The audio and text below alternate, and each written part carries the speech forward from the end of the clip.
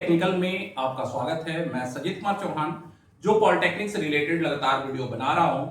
कल जैसा मैंने बताया था कि भाई देखो अभी थोड़ा वेट तो करना है सेकंड काउंसलिंग को लेकर, क्योंकि जब तक खाली सीटों का पूरा ब्यौरा गवर्नमेंट के पास नहीं आ जाती और उसके बाद सेकंड काउंसलिंग का लगभग आपको सारा न्यूज आ जाएगा।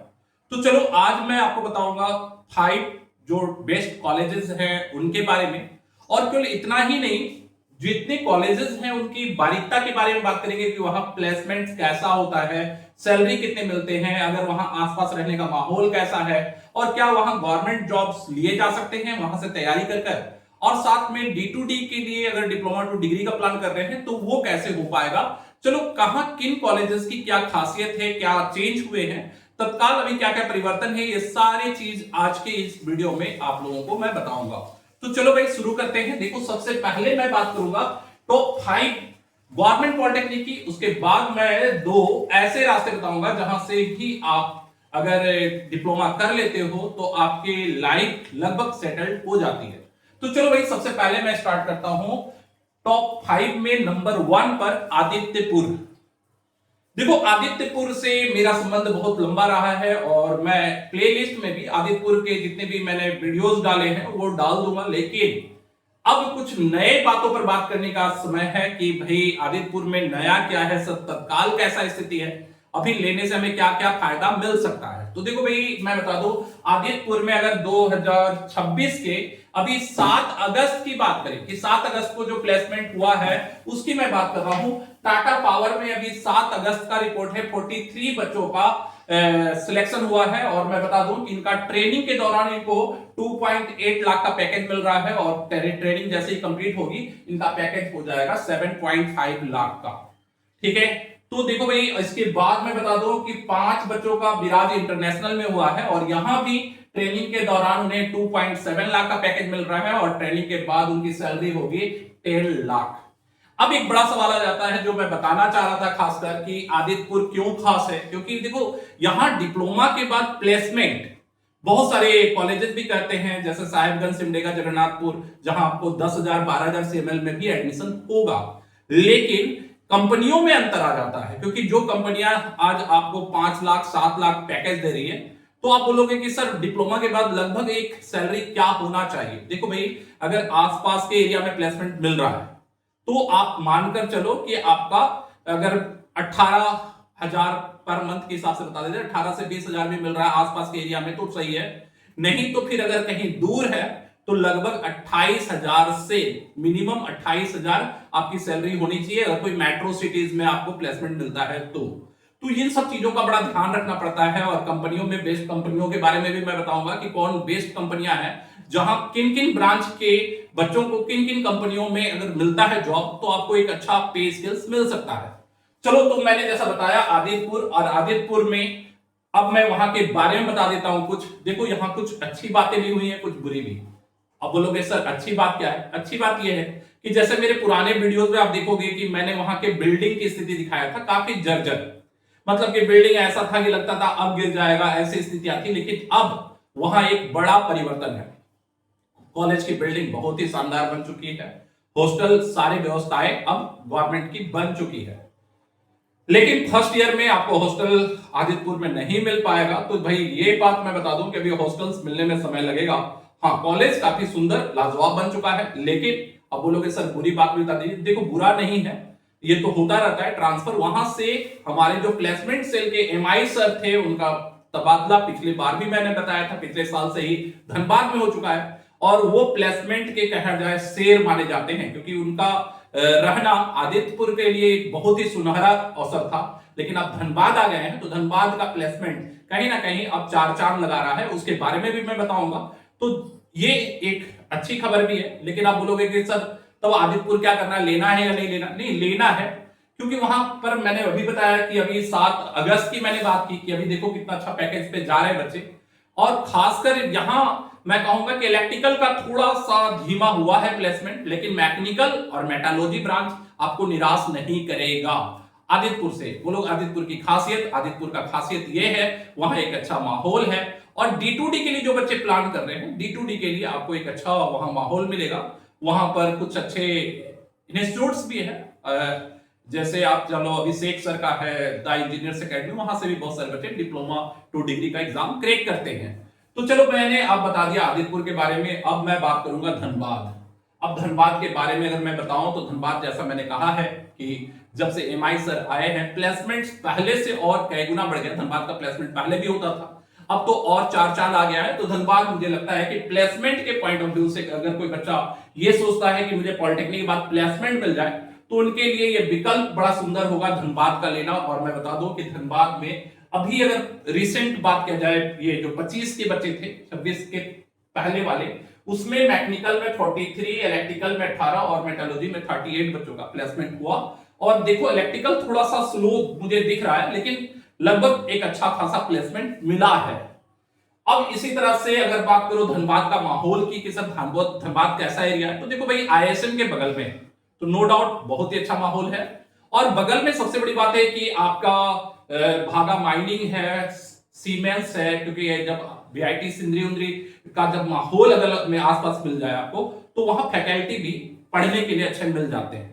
और मैं कहूंगा कि यहाँ पहले गवर्नमेंट जॉब के लिए भी कुछ ऐसी संस्थाएं थी जिनके द्वारा तैयारियां काफी अच्छा होता था।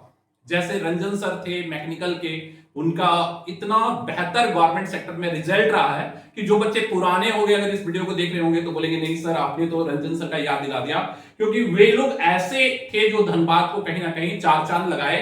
क्योंकि वहां दूसरे बाहर के कॉलेजेस जैसे और दूर दूर के लातेहार दुमका जैसे कॉलेजेस से बच्चे आके धनबाद रहते थे, खासकर अपने गवर्नमेंट जॉब की तैयारी के लिए।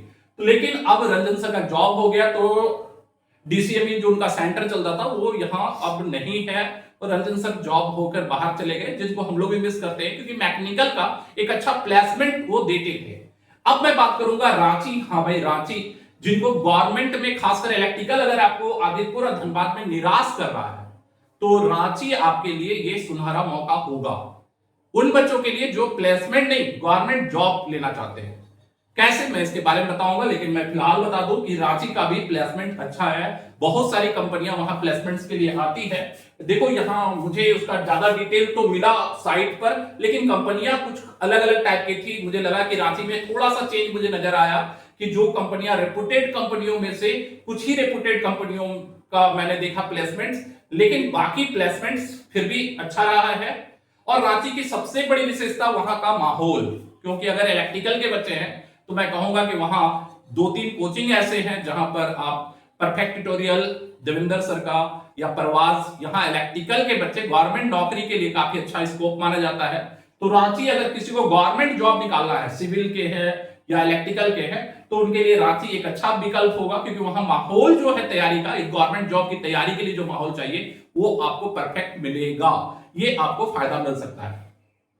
साथ ही साथ अब मैं थोड़ा सा भागा माइनिंग के बारे में बता दूं। भागा माइनिंग में माइनिंग के बच्चे ज्यादा जाते हैं और यहाँ सीएस जो है वो भी अच्छा है, इसलिए क्योंकि ये भागा माइनिंग कहां है भाई, वीआईटी सिंदरी के बाउंड्री से जस्ट सटा हुआ।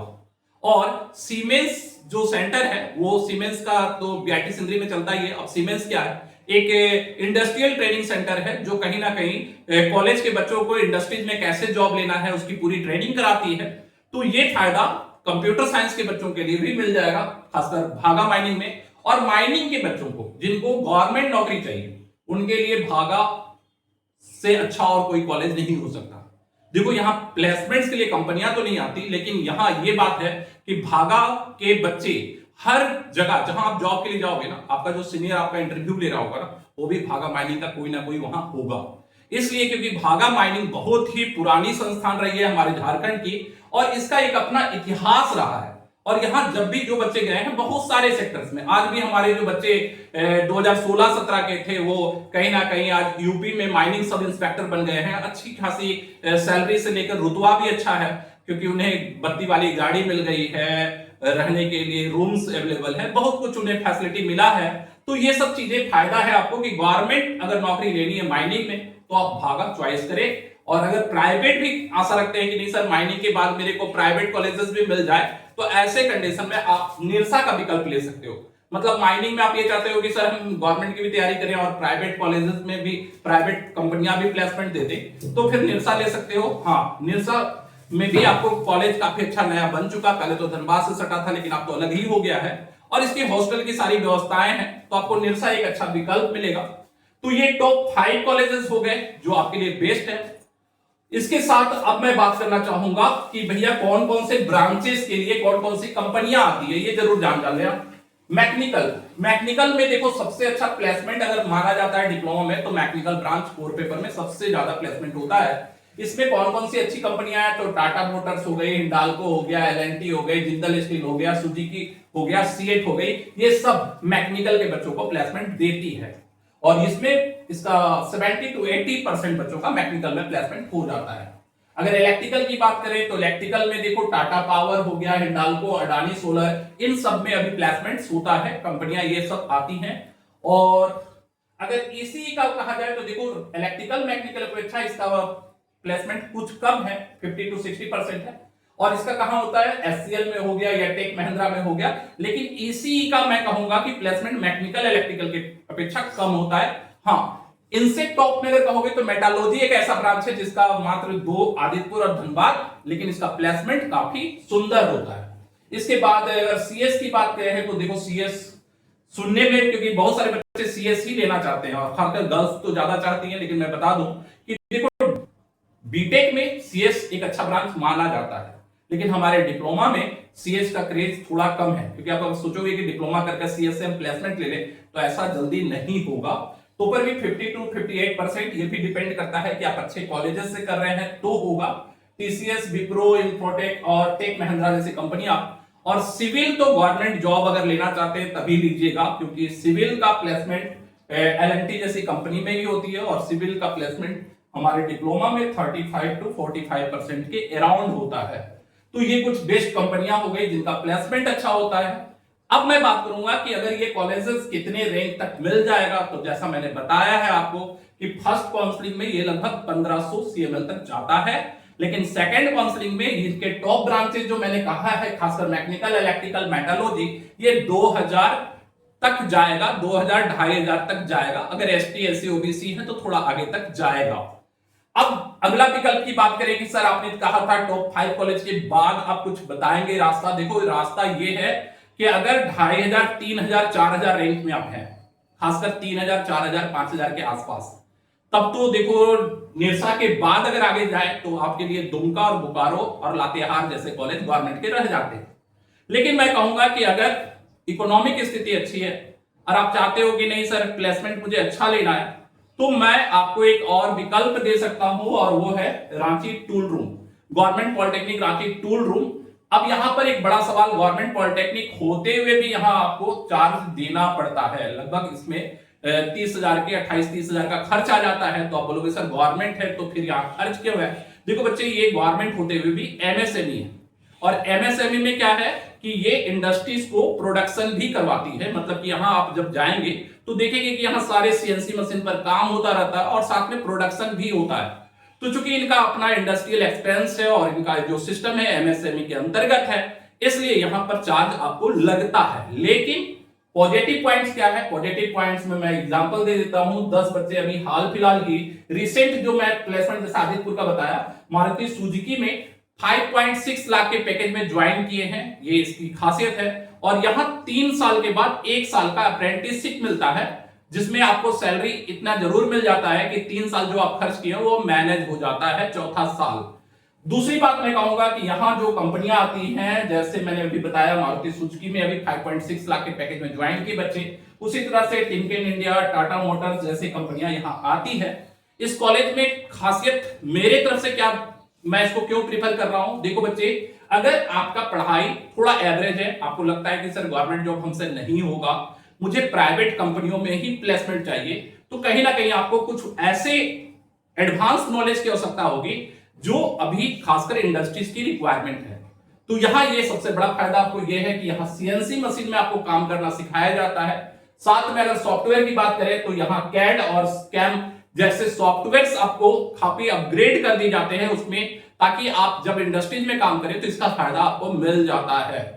इसके बाद भी अगर आप दूसरा विकल्प चाहेंगे तो फिर प्राइवेट में अलकबीर आपके लिए बेस्ट विकल्प है, क्योंकि एक पुराना कॉलेज है जिसका प्लेसमेंट रिकॉर्ड शुरू से अच्छा रहा है, और इसके बारे में मैंने कल भी वीडियो में कहा था। तो दैट मीन्स ये आपके लिए कुछ विकल्प हो गए। ऐसे विकल्प मैं और कुछ लेकर आता रहूंगा। फिलहाल टॉप 5 पॉलिटेक्निक कॉलेजेस की बारीकता मैंने बताया है। कमेंट करके जरूर बताइएगा कि आप और किस कॉलेजेस के बारे में जानना चाहते हैं। और वोमेन्स पॉलिटेक्निक के लिए मैं बता दूं कि आपके लिए 2 branch, women's polytechnic Ranchi, GWP Ranchi, जहां इलेक्ट्रिकल ले लेंगे तो आपका प्लेसमेंट अच्छा होगा, और गम्हरिया का मैकेनिकल। लेकिन एक बात मैं बता दूं कि ये दोनों जगह भी हॉस्टल्स उपलब्ध नहीं हो पाएंगे।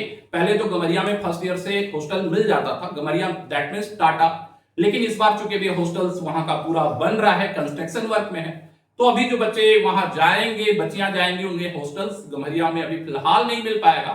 और वोमेन्स पॉलिटेक्निक रांची में भी फर्स्ट ईयर में हॉस्टल मिलना मुश्किल होता है, तो बाहर रहकर आपको खर्च करने पड़ेंगे, लेकिन प्लेसमेंट अच्छा है। तो चलो अगले कमेंट करके आप मुझे बता देना कि अगले मैं किस कॉलेजेस के बारे में आपको डिटेल जानकारी उपलब्ध कराऊं। आज के वीडियो में इतना ही, अगले वीडियो में फिर मिलेंगे, तब तक के लिए जय हिंद, जय भारत।